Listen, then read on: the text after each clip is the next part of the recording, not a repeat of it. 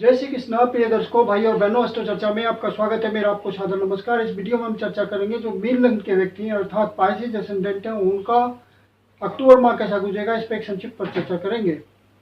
ये मीन लग्न की कुंडली है और 1 अक्टूबर को जो गोचरीय परिस्थिति है वो आपकी कुंडली पे दिखाया हुआ है और जो महत्वपूर्ण गोचरीय परिवर्तन है वो यहाँ डिस्प्ले किया हुआ है। महत्वपूर्ण बात यह है कि गुरुदेव 9 अक्टूबर से वक्री हो जाएंगे।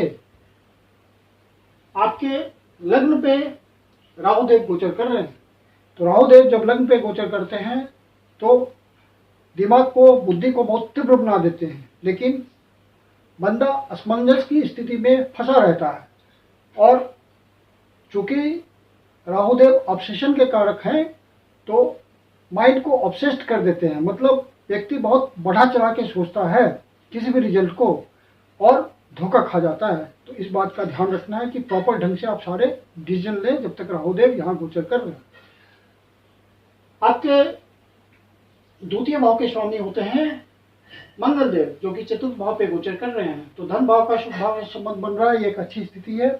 मंगल देव अच्छा रिजल्ट देंगे, आपके सुख में वृद्धि करेंगे, धन में वृद्धि करेंगे और जो धन आएगा उससे सुख की वृद्धि होगी। फिर तृतीय भाव पे गोचर कर रहे हैं बृहस्पति देव। तो जो भी आप प्रयास करेंगे उसमें आपको सफलता मिलेगी और प्रयास करने की हिम्मत, प्रयास करने के अवसर गुरुदेव बृहस्पति आपको देंगे।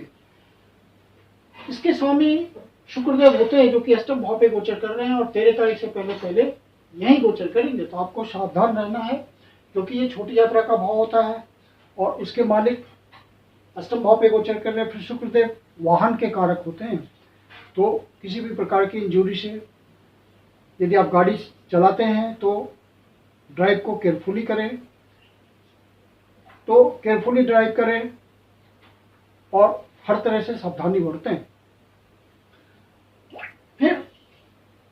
फिर आपके मंगल देव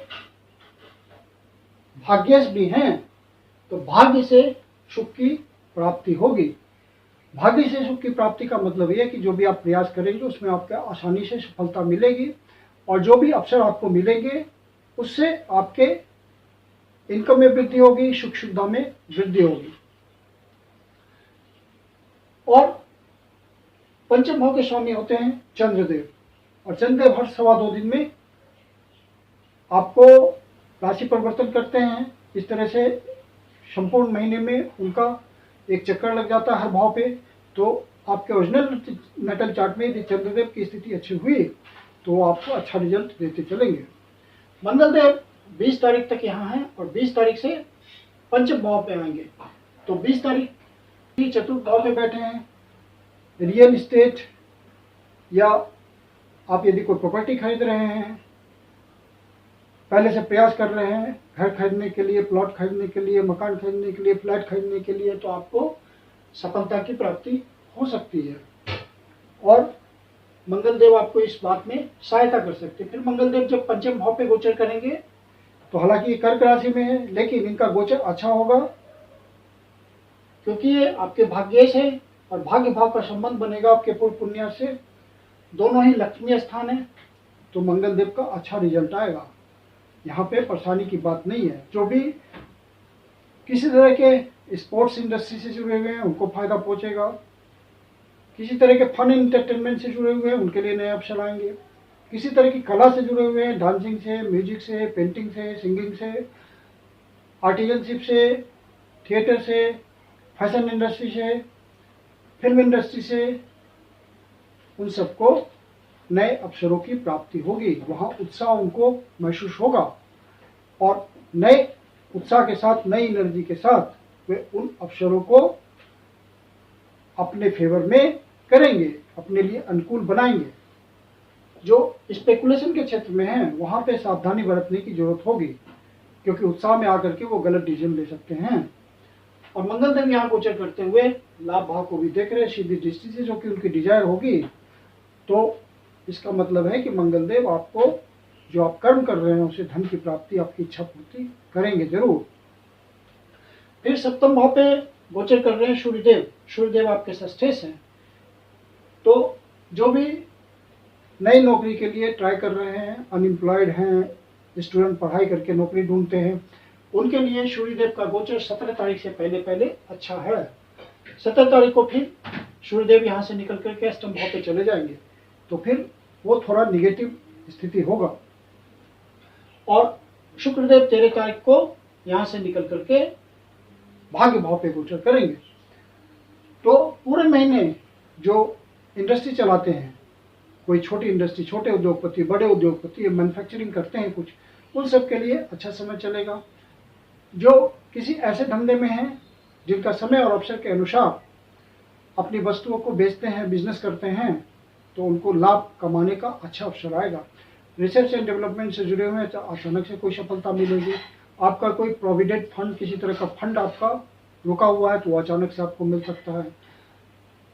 और यदि आप सरकारी किसी विभाग से जुड़े हुए हैं जहां से आपको कमीशन की प्राप्ति होती है, जैसे लोन सेक्टर में है, आप बैंक के साथ जुड़े हुए हैं, लोन प्रोवाइड करते हैं, तो वहाँ आपको अच्छा कमीशन प्राप्त होगा। यदि आप इंश्योरेंस सेक्टर में हैं तो आपको वहाँ से अच्छी इनकम की, अच्छे कट की प्राप्ति होगी।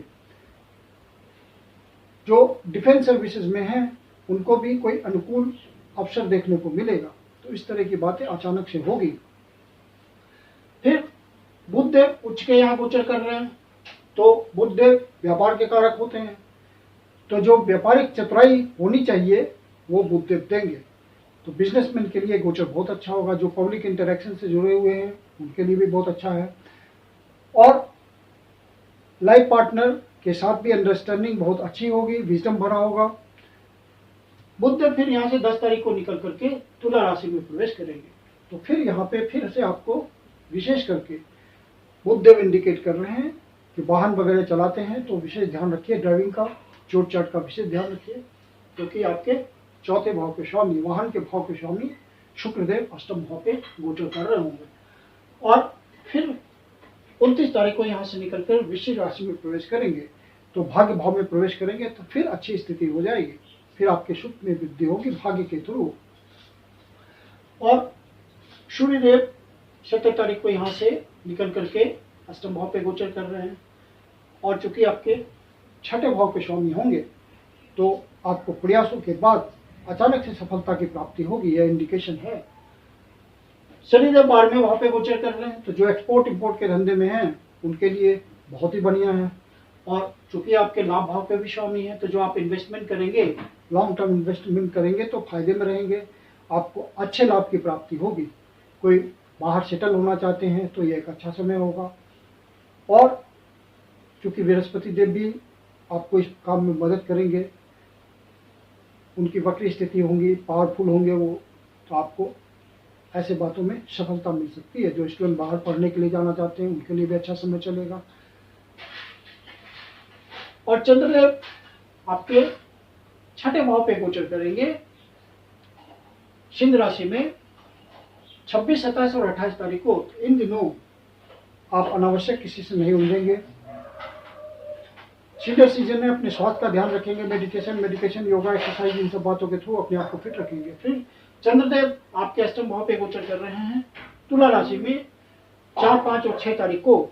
इन दिनों आपके मन में कोई निगेटिविटी आ सकती है, मन बहुत निगेटिव हो सकता है, कोई निगेटिव न्यूज मिल सकता है। यदि आपको ऐसा महसूस हो तो विष्णु सहस्त्रनाम का सहारा लें, शिव जी के मंदिर में जाकर के शिवलिंग का दूध से, जल से अभिषेक करें, ओम नमः शिवाय का जाप करें, भगवान शिव आपकी पीड़ा हर लेंगे।